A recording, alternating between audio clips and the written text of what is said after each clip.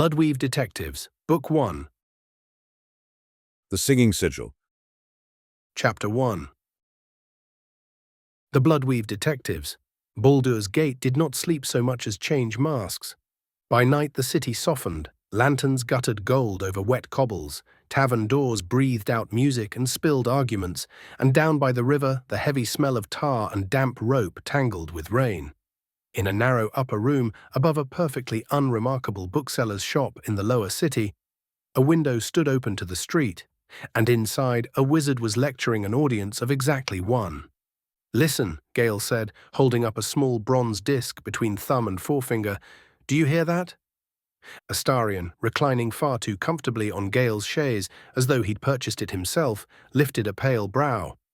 "I hear you, darling." Which is to say, yes, incessantly. "It's resonating," Gale went on, unabashed. "Not physically, arcane resonance. Someone keyed this to a sigil sequence I have not yet identified, which is intriguing." Astarion swung one leg idly. "And by intriguing, you mean you aren't going to sleep until you solve it?" Gale flashed him a brief, delighted smile, that quick, boyish one that made him look far less composed than usual. "Precisely."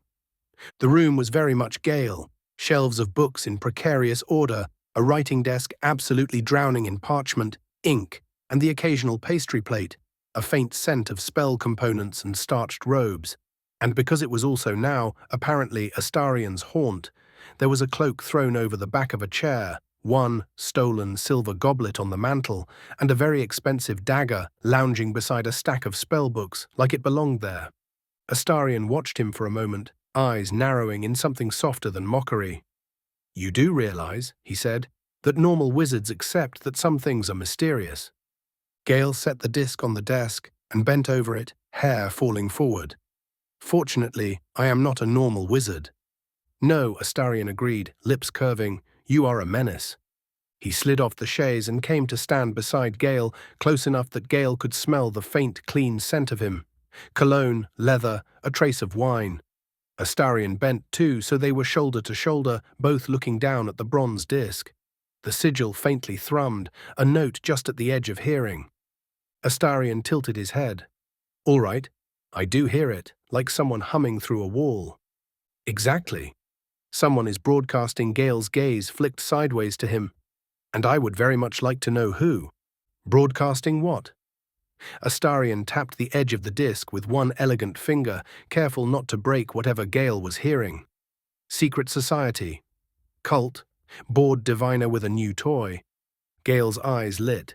"Arcane crime." "Oh." Astarion's expression brightened at once. "Do go on." "There have been thefts." Gale began to pace, hands behind his back now, sliding smoothly into lecture mode. "Not of gold or jewels. The watch never cares about those. They vanish every day. These are targeted abstractions, unfinished formulae, half-translated Netherese fragments, ritual components that make no sense alone. Someone is building something and using sympathetic sendings to coordinate. This," he gestured to the disc, "fell out of the pocket of one of their messengers when he was pushed in the market." "Pushed?" Astarion's smile went sharp. "Was that you?" "A municipal accident," Gale said with dignity. An arcane shove," Astarion snorted. "A gentle nudge," Gale retorted, blushing. Astarion laughed, low and pleased. There was a beat, one of those small, traitorous silences that had begun to stretch between them lately. The laughter faded, but the warmth didn't. Gale was still a little too close. Astarion was still not moving away. Down in the street, a wagon rolled by, wheels clattering. The sound made the moment feel even quieter. Astarion's eyes flicked to Gale's mouth, then away again, fast like he hadn't meant to. "So," he said lightly, as though covering it, "we're investigating now, are we?" "We," Gale confirmed, as if that were always the arrangement. "You have certain skills." "Oh, how flattering." Astarion placed a hand to his chest. "My skills, breaking into places, following people, listening at doors, being charming when it matters." "And unnervingly quiet footsteps," Gale added, "and a working knowledge of the city's less reputable routes. And well, people talk to you. People tell me delicious things. Astarion's eyes gleamed. They rarely tell them to wizards. Which is why you make an excellent partner, Gale said matter-of-factly. Astarion stilled. Partner. It wasn't a word people usually gave him. Tool, asset, pretty distraction, yes, not partner. He looked away for a moment, mask slipping just enough for Gale to see the surprise and the pleased curl underneath it. Careful, Astarion said, voice softer now. Say it like that and I might start believing you. I should hope you do, Gale said, completely sincere. I would hardly trust anyone else with this. The air changed a little, warmer, more fragile. Astarion cleared his throat, clearly unaccustomed to this direction. Well, in that case, oh illustrious detective, what's our first step? We follow the signal. Gale leaned over the disc again, hands forming small shapes in the air as he whispered an incantation. Violet threads of weave rose from his fingers, delicate filaments like spun starlight. They wrapped around the disc, caught the hum, and began to stretch outward, toward the window, pointing like a compass needle. Gale's eyes glowed faintly. There, he breathed, dockside, old granaries. Astarion whistled. Dangerous at night. Yes. Perfect, Astarion said, delighted. Gale glanced at him, amused. You do realize this could be risky. I do realize, Astarion said, stepping just close enough to straighten the collar of Gale's robe like it was the most natural thing in the world, that you're going to walk in there regardless of how risky it is. And someone should probably make sure you don't get enchanted, stabbed, or talked into something tedious. Gale's breath caught, not because of the words, but because of the fingers at his collar, cool and deft, and lingering a heartbeat longer than was strictly necessary. That, Gale said, voice a touch lower, would be appreciated. Astarion's eyes lifted to his. Very close now. Too close. Not close enough. For a second it was all there. The forbidden, the curious, the we shouldn't but we might. Then Astarion, with the expertise of a man who had flirted his way out of 1,000 traps, broke the tension with a grin. And besides, he said, it gives me an excuse to wear the black coat. Gale huffed a laugh. Ah, yes, the truly important aspect. It is, Astarion said gravely, one must look the part. Chapter 2. Footsteps in the fog. The docks of Baldur's Gate were a very different creature at night. Fog rolled in from the Keonthar, swallowing light and sound. Ships loomed like sleeping beasts, ropes creaked, and somewhere a bell tolled the hour. Gale and Astarion moved in the fog like they'd done this a dozen times, because in fact they had. Not this exact mystery, but this dance. Gale following arcane threads only he could see, Astarion watching the dark corners, listening for boots, knives, trouble. Your spell is very pretty, Astarion murmured, watching the faint violet thread that tugged them along. Very conspicuous, but pretty. No one but us can see it, Gale said. Well, no one without the gift. Oh, good. Then if we're caught, we can say we were strolling on the docks. Astarion continued. Lover's walk, Astarion said, deadpan. Very fashionable. Fog is romantic. Gale almost missed a step. Is it? Of course. Astarion flashed teeth. No one can see what you're doing. That was a comment to put away for later. They reached the old granaries, big stone-walled structures, once full, now mostly abandoned or repurposed for less legal storage. The weave thread Gale had tugged from the disc pooled against one particular building like a tide.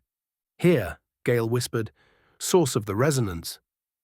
Astarion's face shifted, playfulness melting into focus. Windows? Boarded. Doors?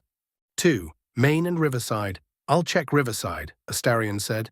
You do your wizard knock. Gale gave him a look. My, what? Oh, you know. Astarion made a little flourish. Knock. I do not just cast knock on every... Gale started to say. You absolutely do. Astarion finished. Gale fought a smile. Fine. Go. Be sneaky. Astarion was gone in an instant, swallowed by fog and shadow, moving with that liquid, silent grace that still surprised Gale no matter how often he saw it. Left alone, Gale touched the granary door and murmured the spell. Wards shimmered faintly, old and tired. He unraveled them like thread. The door opened. Inside, dark, dust, and voices low from deeper in. Gale stepped in, cloak brushing the floor, runes in his mind ready to flare if he needed them. A hand touched his shoulder from the dark. Gale almost cast. "Easy," Astarion whispered in his ear, breath cool. Back doors bolted from inside. "We'll have to go through." "Very well." Gale nodded toward the voices. "3, I think. Maybe 4. Astarion's fingers stayed on his shoulder for a moment, steadying, or just because he wanted to. "Do try not to get caught. If they raise an alarm, I'll have to improvise." "You always improvise."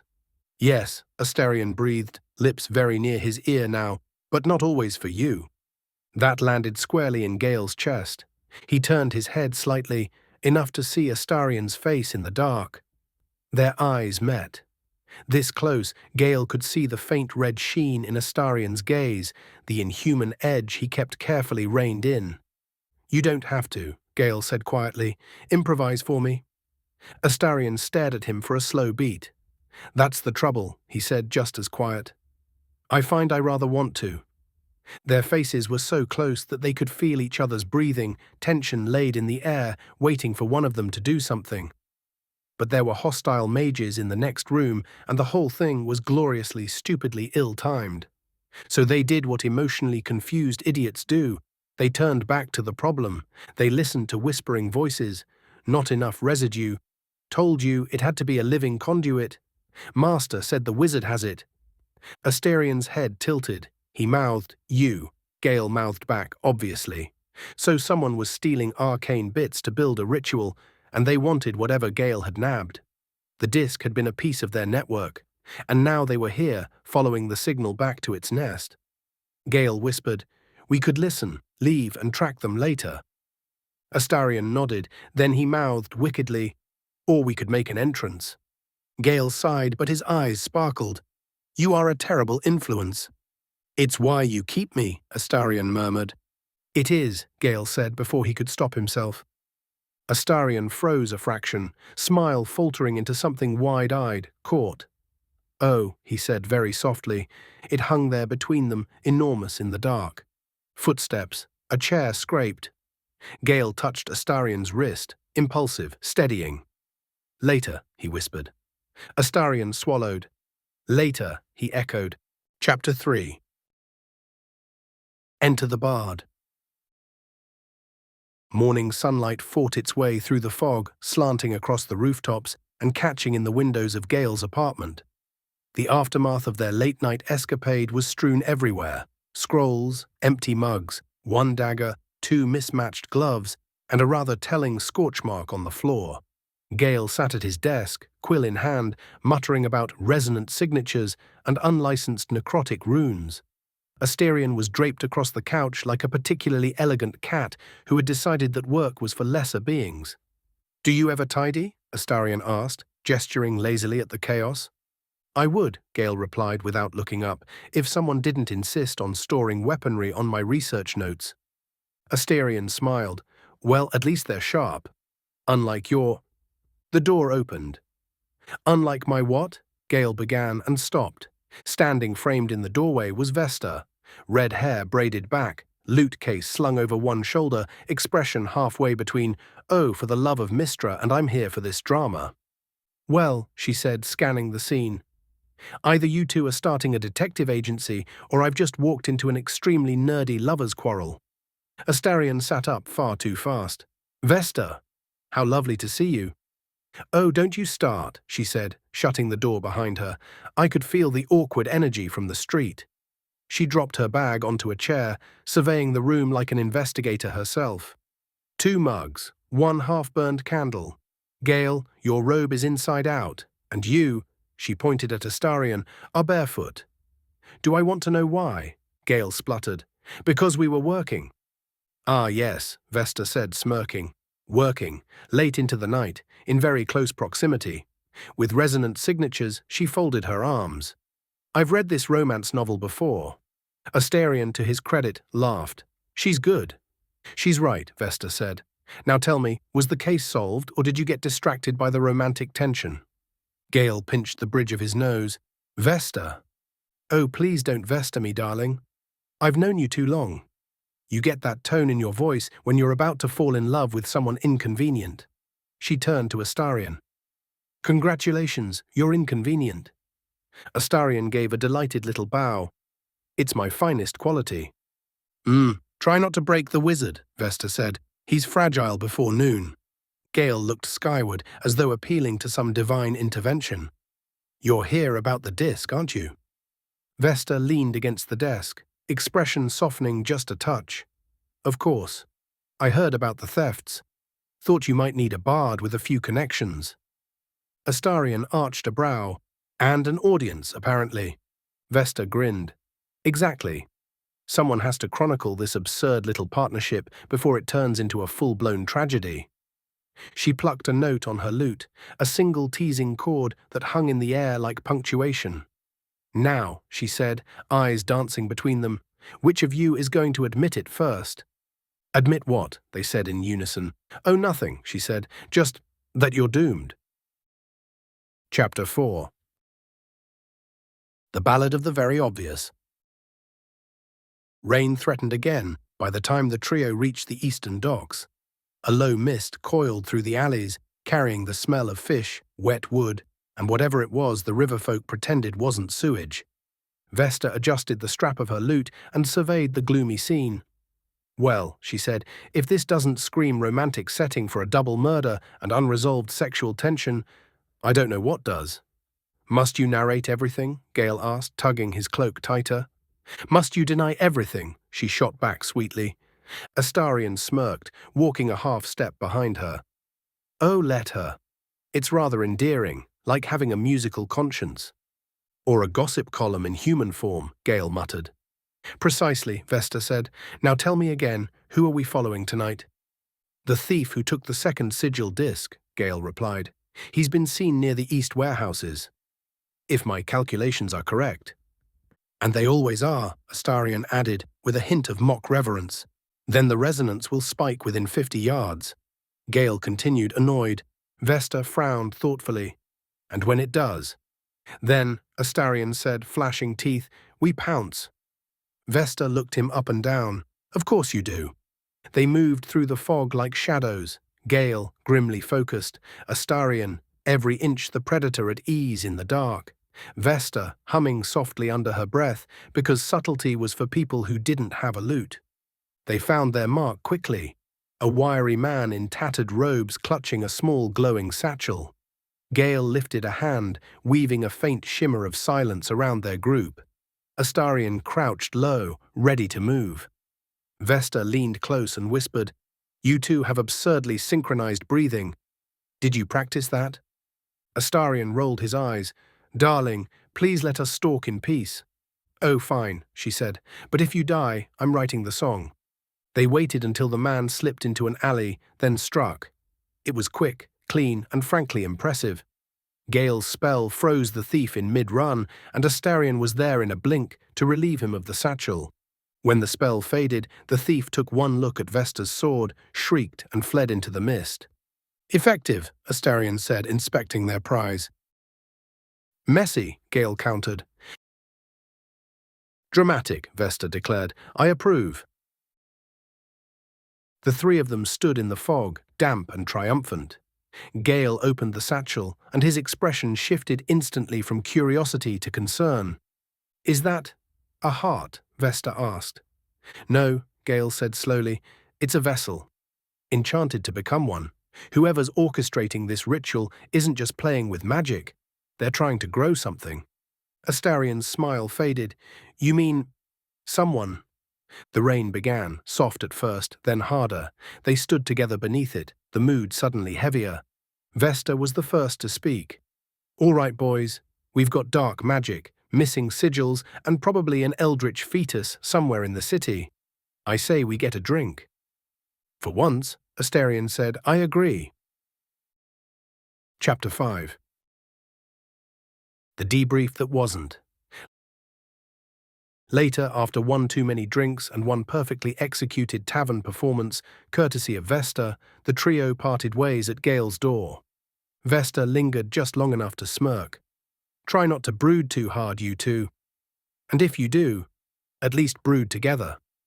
She winked, then vanished into the rain. Silence stretched between the remaining two. Astarion leaned against the wall, arms folded. "She's impossible." "She's observant," Gale said, voice carefully neutral. Astarion tilted his head. "And wrong." Gale hesitated. "That depends what, precisely, she was implying." "Oh, please," Astarion said, laughing softly. "You know exactly what she was implying." "I know she enjoys her theatrics," Gale replied. Astarion pushed off the wall, closing the distance between them. "And you enjoy pretending you don't." Their eyes met. There it was again, that unbearable, magnetic stillness between them, the same one that had hovered in the dark granary, the same one Vesta had named without hesitation.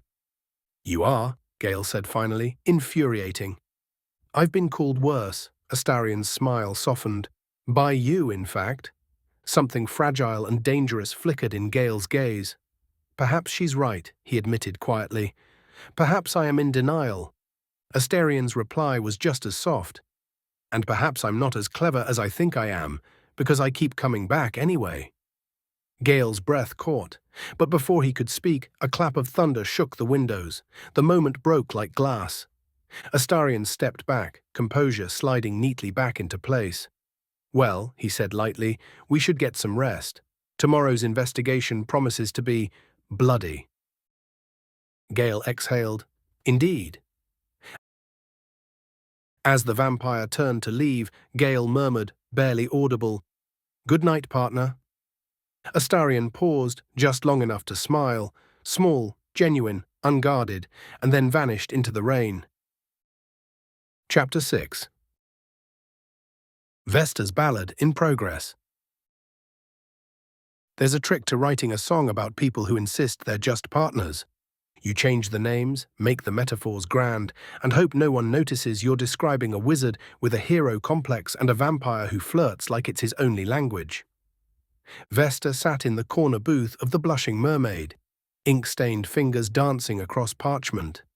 Around her, sailors shouted and dice clattered, but she heard only the rhythm of her own lyrics. Verse 1, "Two fools in fog, one sees stars, one drinks blood. Together they trip over corpses and chemistry, and call it fieldwork." She smiled into her mug. "Needs more alliteration," she muttered. The barkeep, polishing glasses nearby, peered over. "You write in another tragedy?" "Comedy," she corrected. "They just don't know it yet." A gust of wind rattled the windows. Somewhere across the city she could almost feel them. Gale pacing, trying to rationalize feelings into equations. Astarion pretending not to care while watching Gale's every move. Vesta sighed fondly and scribbled the refrain, "Blood and weave, heart and mind, each the other's fatal find." She tapped the quill against her chin. "There," she said, "romantic, pathetic, true." But the smile faded as she looked out into the storm. Beneath the humor, she knew this case was darker than any of them had admitted. Whatever was growing in that enchanted vessel, it wasn't over, and if she was honest, she was scared for them both. Chapter 7. The Heart of the Matter.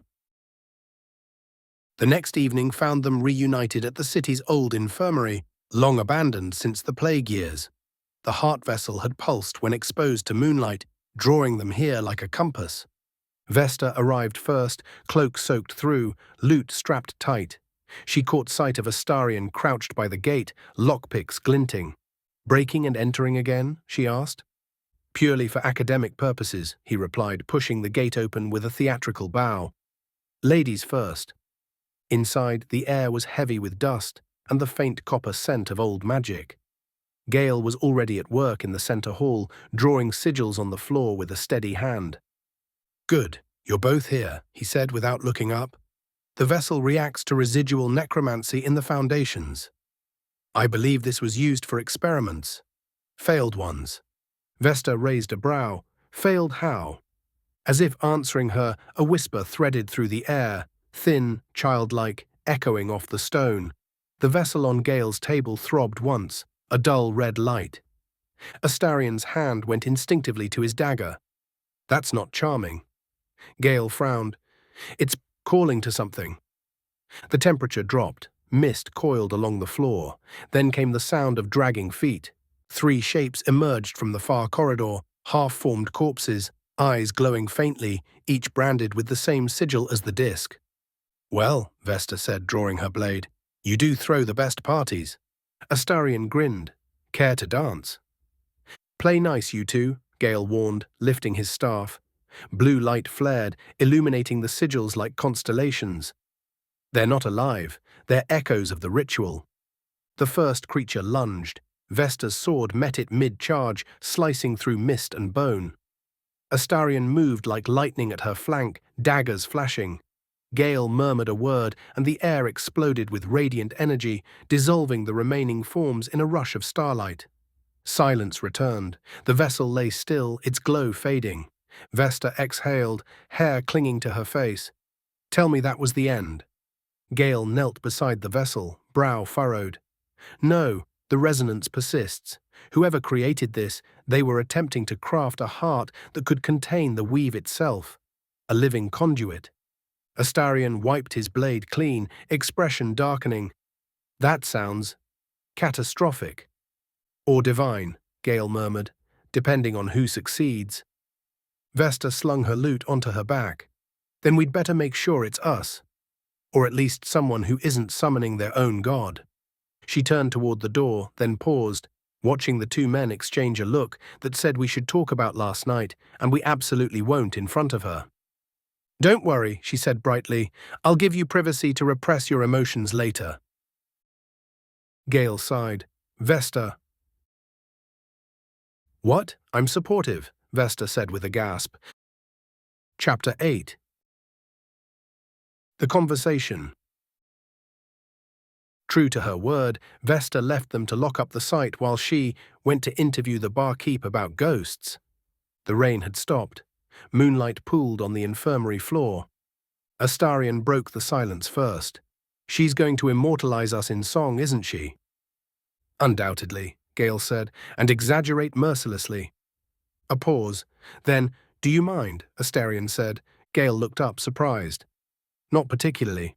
Heroes deserve a chronicler." "Ah, but we're not heroes, are we?" Astarion stepped closer, his tone light but his gaze steady. "We're just 2 fools chasing sigils and pretending not to notice the obvious." Gale's smile faltered. I mean her song won't be a comedy for long," Astarion said softly. "Not if this path ends where it feels like it's going." For once, Gale had no words, only the quiet rhythm of his pulse and the faint hum of the weave between them. Finally, he said, "Then perhaps we should write the ending ourselves." Astarion's smile returned, smaller, genuine, a touch of fear behind it. "Careful, wizard. You might make a romantic out of me." Gale met his eyes. "Perhaps that's my most dangerous spell." And outside, unseen, Vesta paused in the alley, quill poised above her notebook, grinning to herself. "Verse 2, she wrote. "They almost kissed, but fate coughed loudly and changed the subject." Chapter 9. The pulse beneath the city.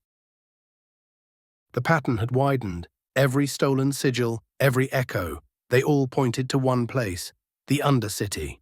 Gale's desk was littered with maps and glowing runes. Vesta perched on the edge, sipping tea far too calmly for someone planning to infiltrate a necromantic labyrinth. "So let me guess," she said. "You've discovered that the evil ritual site is under Baldur's gate, and you'd like us to stroll in like it's a garden party." "Essentially," Gale said, distracted. "The residual energy aligns with the ley lines beneath the catacombs. Something is pulsing down there." Astarion leaned over the map, jaw tight. "And let me guess, you plan to follow the pulsing thing." "Correct." Vesta sighed. "I knew it. You two have a death wish wrapped in intellectual curiosity." They entered at dusk, through a forgotten ossuary. The tunnels breathed cold air. The weave shivered against Gale's skin. Every step closer made the sigils on his wrist glow faintly, like veins of light. Astarion noticed. That's new, he said quietly. Should I be worried? Probably, Vesta muttered. The glow intensified. Gale stumbled, pain flashing across his face. Gale? Vesta gasped. He braced against the wall. It's resonating with me. The heart's spell work. It recognizes the weave in my blood. Which means you're the key, Vesta realized. They built it to find you. Before anyone could speak again, the sigil ahead of them blazed to life, and the ground split open. Chapter 10. The Breaking Point. The blast threw them apart, Vesta against a pillar, Astarion into the dust. Gale was gone. Astarion, she shouted. He was already moving, half running, half snarling, senses sharp in the dark. The air was alive with magic, electric and wrong. Through the haze, he saw Gale, suspended mid-air in a column of red light, the sigils crawling up his skin. The cultists emerged from the shadows, hooded, chanting, eyes white with devotion. He is the vessel, one cried. The heart chooses him. Astarion didn't think. He launched. Dagger, shadow, rage. He tore through them like smoke and glass, uncaring of spells crackling past. Let him go, Astarion roared. Gale screamed as the spell constricted, threads of magic digging into his flesh. He tried to speak a counterword, but the weave betrayed him. It wanted this, it wanted out. Astarion caught him mid-collapse as the light shattered. Gale, stay with me. Hey, look at me. For once there was no cleverness in his voice, only panic. Gale's head lolled against his shoulder, eyes glassy, breath shallow. Don't you dare, Astarion whispered. You don't get to die and leave me to deal with your books and your bloody optimism. Vesta limped closer, half singing a healing phrase, the notes trembling. He's fading, the heart still feeding on him. Astarion bared his fangs in fury. Then I'll starve it. He pressed his wrist to Gale's mouth. Drink, you fool, he hissed. Take something alive to fight it. For a heartbeat, the world seemed to freeze. Magic and moonlight caught between pulses. But when Gale's lips brushed Astarion's wrist, it wasn't blood he drew in. It was the shimmer of contradiction itself. Astarion pressed his wrist tighter, and for an instant the heart faltered. It wanted life, but met undeath instead, an impossible paradox that the weave didn't know how to consume. The connection between them flared, turning the magic inward, burning bright and strange. Gale drew in that confusion, reshaping it, feeding on the spark of will within Astarion that refused to die. The spell hesitated, the heart recoiled, and in that hesitation, Gale found his way back. Light flared, then stilled. The sigils on his skin dimmed. He slumped forward, breathing ragged but steady. Vesta stared. Well, that's one way to accelerate intimacy. Astarion glared through tears he pretended were rain. Don't. But his voice broke on the word. Chapter 11. The Reckoning. They hadn't dared return to the city. The air around Gale still shimmered with the residue of the heart's magic. Too volatile to bring near his own wards, too visible to the cultists who might still be searching. The old shrine was the first shelter they'd found that didn't hum with active spells or prying eyes. Cracked stone, faded runes, and silence. Blessed, imperfect silence. Vesta slept against her lute, pretending not to hear them. Gale lay wrapped in a threadbare cloak, the faint glow under his skin pulsing slower now, steadier. Astarion sat near the dying fire, pacing the edge of its light like a caged thing. You nearly died, Astarion said without turning. So I gathered, Gale rasped. And then you... He stopped, fists trembling. You don't do that to people who care about you. Gale sat up slowly. Care? Astarion's laugh was brittle. Yes, care. There, I've said it. Gods, you make it impossible to be flippant. Silence stretched between them. Only the soft hum of magic lingered in the air, familiar now, almost alive. Gale sat up slowly, wincing as the effort made the light beneath his skin flicker. I remember the moment, he said. Not the pain, just a flash of confusion, then something Impossible. The weave couldn't decide what I was. Alive, dead, or something in between. You gave it a paradox, Astarion, and it broke the spell. That was quite a quick and clever strategy. That wasn't clever, Astarion said hoarsely. It was desperate. Desperation has its uses, Gale replied. It kept me here. Astarion turned away, staring into the embers. You don't understand. I acted without thinking. I shouldn't have. He exhaled hard. I saw you in that light and thought I'd lose you before I even knew what this was. Gale rose and crossed the small distance between them. His hand hovered, then rested gently over Astarion's chest, where no heartbeat stirred, but where warmth lingered nonetheless. You thought I was gone. Astarion's laugh cracked like glass. You were gone. And for one awful moment, I realized what that meant. Gale's voice was soft, sincere. That I'm not just another curiosity. That you're the first thing in 200 years I can't bear to bury, Astarion whispered. They stared at each other, the world narrowing to the small fire and the weight of everything unspoken. Gale's voice was quiet, reverent. You are braver than you think. Don't say that, Astarion murmured. You'll make me believe it. Good, Gale said. For a heartbeat, the world held its breath. Then he leaned forward and placed a gentle kiss against Astarion's lips, soft, hesitant, an answer without words. It wasn't about victory or rescue or even gratitude. It was simply what remained when the fear was gone. The weave hummed once through them both, as if startled, then softened into stillness. When they parted, neither spoke. They didn't need to. A moment later, Vesta's voice floated sleepily from her corner. If you're going to kiss again, do it quietly. I'm composing, Astarion groaned. She hears everything. Always, Vesta said, rolling over, and you're both idiots. Gale chuckled, low and tired. Astarion followed, laughter that trembled at the edges but was real all the same. Outside, dawn began to pale the horizon.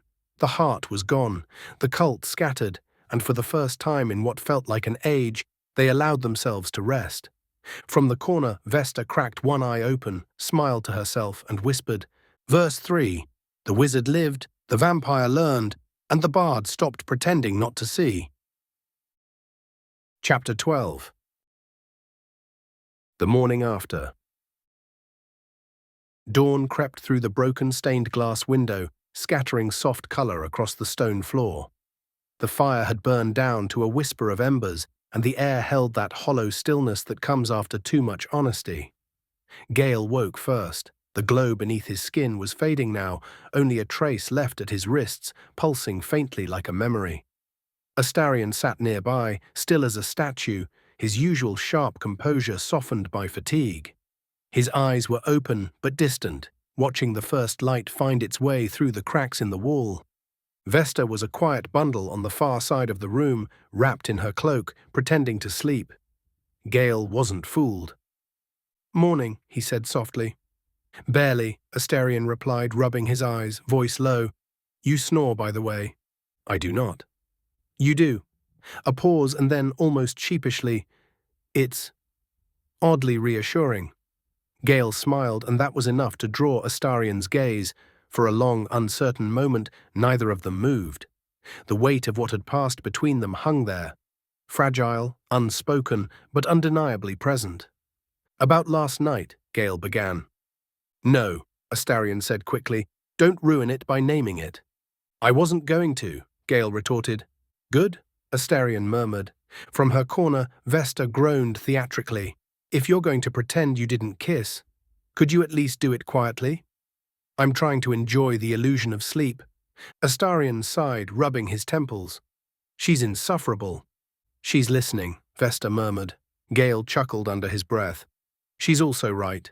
Vesta sat up, hair a tangle, grinning despite herself. Of course I am. Now, if you two are done being adorably awkward, might I suggest breakfast before we trek back to civilization? Breakfast? Astarion asked dryly. Unless you've acquired a taste for old stone and guilt, I don't see any. She shrugged, rising and slinging her lute over her shoulder. Then coffee and denial it is. They packed in silence for a while. Outside, the world was grey but alive again. Gale stretched stiffly, testing his strength. The shimmer of the weave still hummed faintly around him, but it felt different now, tempered, quiet, almost at peace. "How do you feel?" Vesta asked, watching him closely. He met her eyes and smiled. "Grounded." "Good," she said. "Stay that way." "I'd hate to rewrite another resurrection scene." Astarion gave a quiet laugh. "You'd only make it rhyme." "Obviously," Vesta said, "but for now, let's get moving before someone realizes 3 very suspicious people are missing from the city." Gale nodded, adjusting his coat. "Back to Baldur's Gate, then." "Back to Baldur's Gate," Astarion echoed, falling into step beside him. They walked into the pale morning light, 3 silhouettes against the mist, none of them saying aloud what they already knew, that nothing had been solved, that everything had changed, and that somehow that was enough. Chapter 13. The Summons. By the time they reached the surface, Baldur's Gate was already humming with rumor. Someone had seen the lights beneath the city. Someone else swore they'd heard singing stone echo through the sewers. The Flaming Fist had sealed 3 entrances to the catacombs for public safety, which was bureaucratic code for we have no idea what's happening. Vesta had already written the first verse of a plausible cover story, rogue necromancers, valiant heroics, minor explosion, before they even reached the High Hall. "Try to look respectable," she said as they climbed the marble stairs. "You're about to be interrogated by people who think style is suspicious." Astarion flicked a bit of blood off his cuff. "I am always respectable." She said. "Try not to smirk at anyone holding a holy symbol." The council chamber smelled of ink and incense. 3 magistrates, a Flaming Fist captain, and a cleric of Mistra waited behind a long oak table. Gale stopped dead at the sight of the cleric, robes deep blue, eyes sharp and knowing. "Priestess Lyril," he said, inclining his head. "I didn't expect—" "No," she interrupted. "You didn't." Her gaze lingered on the faint glow still tracing his veins. "You've been meddling with powers you don't understand, Gale of Waterdeep. Mistra is concerned." Vesta muttered, "She always is." Lyrel's eyes cut to her. "And you are?" "Bard, chronicler, occasional conscience." Vesta smirked with a small bow. Astarion smiled thinly. "And she's delightful." "Please don't smite her, it ruins the acoustics." The cleric ignored him. "You will explain what happened beneath the city." Gale drew a slow breath and began. He told them everything, almost. Not about the kiss, or the weave surging through him like blood, or how Astarion's voice had pulled him back from the brink. Just the facts, the sigils, the cult, the vessel. When he finished, silence stretched like a blade. Lyril finally said, "You've attracted attention far beyond Baldur's Gate. There are whispers of an artifact that can house the weave itself. If it exists, others will come for it. Mages, gods, worse." Vesta crossed her arms. "And by others you mean?" "The chosen, the forsaken, the sort of beings who don't ask before they take." Lyril touted back. Astarion's expression hardened. "So you'll what? Keep us under watch? Lock him away?" Lyril didn't flinch. "Protect him, if he'll allow it." Gale's voice was calm, but his eyes were tired. "You mean contain me?" "You are a conduit now," she said softly, "and conduits break. We will be watching, and if something happens again, we shall do what is necessary." When they left the hall, the sunlight outside felt colder. Vesta walked a few paces ahead, giving them space. "So," she said lightly, "that went well." Astarion exhaled through his teeth. "They'll put guards on him. Maybe chains next." "I won't be chained," Gale said quietly. Astarion glanced at him with pained eyes. "Then what?" Vesta asked. He looked up at the high hall, the banners snapping in the wind. "We find who built the heart before they do. And we end it." Astarion's jaw tightened. "Together." Vesta grinned, though her eyes were serious. "Naturally. I've already got the title for our next song, The Council of Fools." Chapter 14. Threads and Shadows. Night again. Back in Gale's study, candles burned bright. Maps and letters lay scattered across the table, reports of missing mages, sigil fragments turning up in sewers, a rumor of a woman in white seen near the river, whispering, "The heart is almost whole." Vesta tuned her lute quietly. Whoever's doing this isn't hiding anymore. Gale studied the fragments. They want to complete the ritual. The vessel was only one piece. There must be others. Astarion leaned against the wall, arms folded. Then we'd better find them before the cult, or your radiant friends do. Gale looked up. And if they come after me again?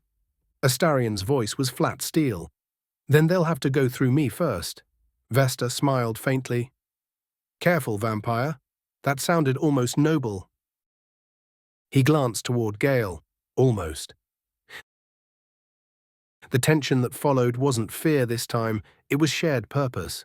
Outside, the city bells tolled midnight.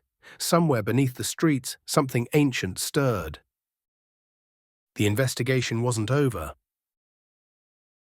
But for the first time, they were ready to face it as one. Chapter 15. Letters, Mirrors, and Lullabies. The candle burned low, wax dripping onto half-finished equations.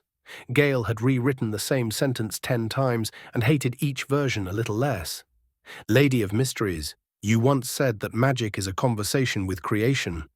I have kept listening, even when you fell silent.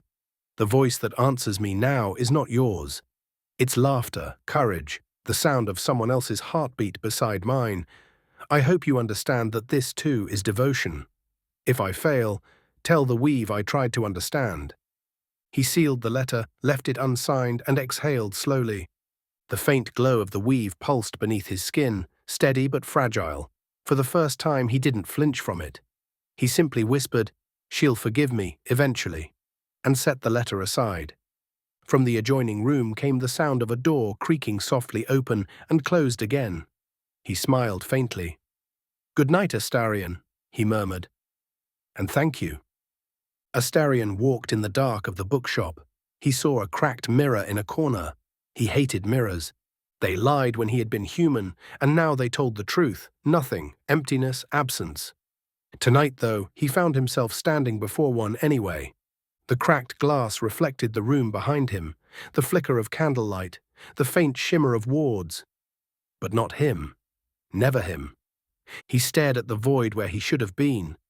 For a long moment, he thought about the night Gale had nearly died, about how quickly he had run toward danger instead of away, about the warmth of blood shared freely, not taken. Still nothing, he whispered to the empty glass, and yet, someone sees me anyway. He turned from the mirror and laughed once, quietly. Ridiculous, he told the room, completely ridiculous. But he didn't sound like he believed it. Vesta sat on the rooftop, knees drawn up, her lute resting against her shoulder. Below her the city breathed and slept. Above, the stars shivered like half-remembered notes. She hummed a melody she hadn't yet decided to write down. They burned and bled and made it through. Now dawn must find what dusk once knew. The heart still beats, though bound in flame. 3 souls, 1 song, 1 stubborn name. She sighed, too sentimental, then smiled. Still true. Below, 2 windows glowed, 1 warm gold, 1 cold silver. For all their power, those men were still learning how to live. Tomorrow, she whispered, strumming a soft chord, we finish what we started. Chapter 16. The heart of the world. The ruins of Mistra's first temple waited like a wound at the city's center. The marble had cracked long ago, but faint blue light still flickered between the stones, living veins in dead architecture. This is it, Gale said. His voice trembled slightly. The final fragment. Vesta adjusted her lute strap. I hate final fragments. They always try to explode. Astarion's gaze swept the shadows. Then we'll make sure this one explodes the right direction. The floor erupted in crimson light before he finished speaking.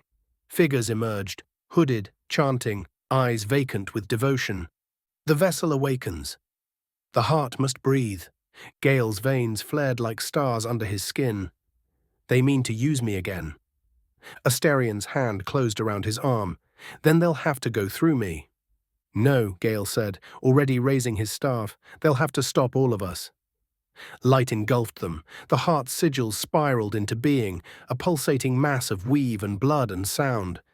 The cult's chant became a roar. Gale staggered, the magic tearing at his mind.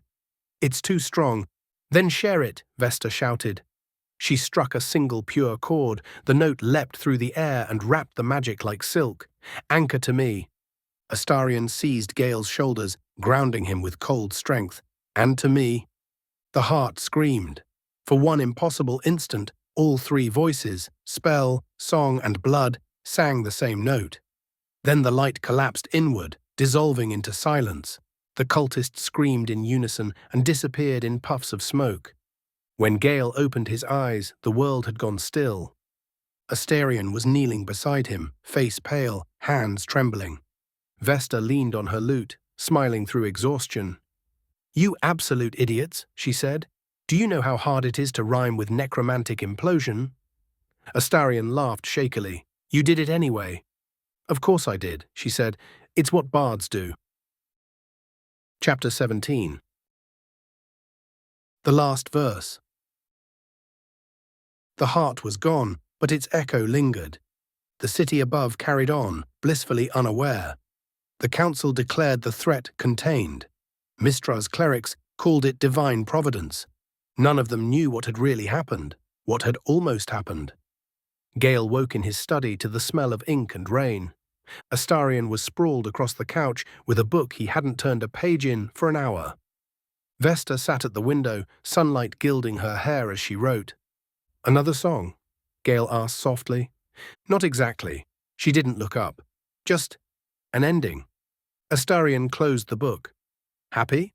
Vesta smiled faintly. "Complicated, the best kind." She glanced between them, wizard, vampire, the echo of a goddess's silence lingering between. "You two realize you've gone and made yourselves legends, right?" Gale chuckled. "Let's keep it between us." "Agreed," Astarion said.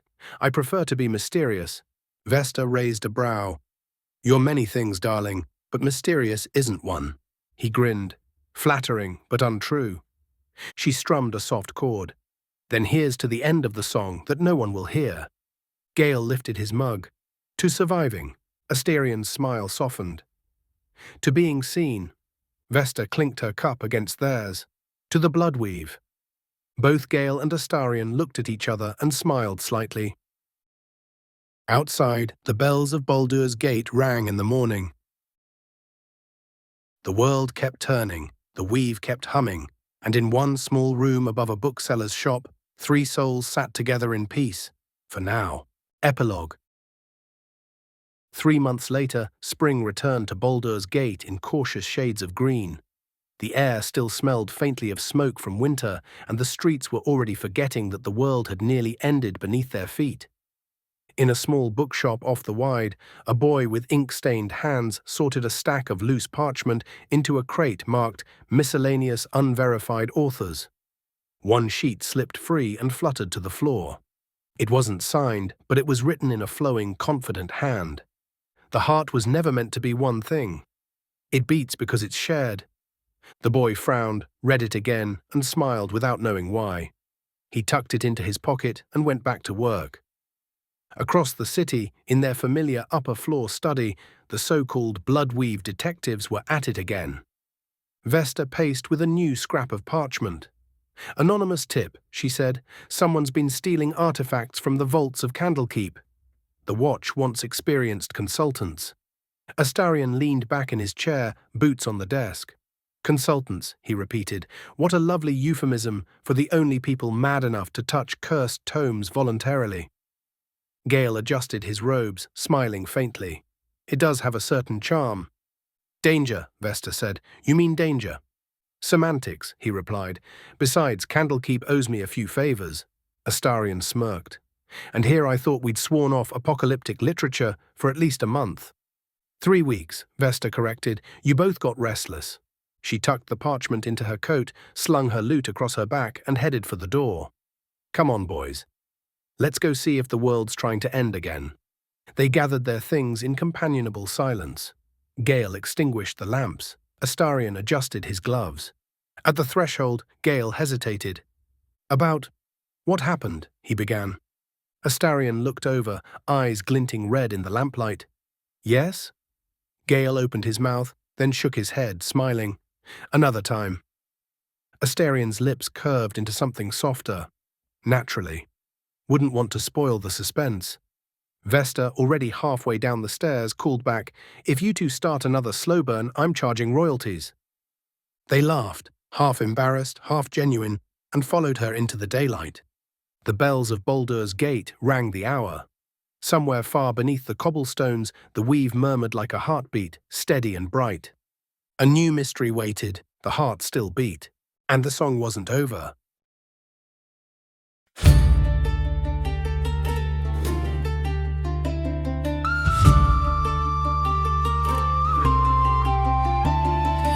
Oh, the wizard loves his logic, and the vampire loves his wit, and I, the bard, must suffer both and make a rhyme of it. We fought a heart that tried to beat, we bound it in a rhyme. It took our blood, our breath, our pride, but never took our time. So raise your glass to moonlit schemes, to Sigil scars and half her dreams. Through fog and flame we found our cleans, the Bloodweave boys and me. He cast his spells with shaking hands, he feared the goddess scorn. He'd rather face a dying star than feel the ache reborn. And yet he stood when all went dark and dared the world to break. The weave still hums inside his heart for mercy's own sweet sake. So raise your glass to moonlit schemes, to Sigil scars and half her dreams. Through fog and flame we found our cleans, the Bloodweave boys and me. The pale one swore he'd never care, his laughter sharp as knives. But in the ruins there he was, defending mortal lives. He'll tell you it was strategy, he'll roll his ruby eyes. But I have seen him softer now, beneath the city skies. So raise your glass to moonlit schemes, to Sigil scars and half her dreams. Through fog and flame we found our cleaves, the Bloodweave boys and me.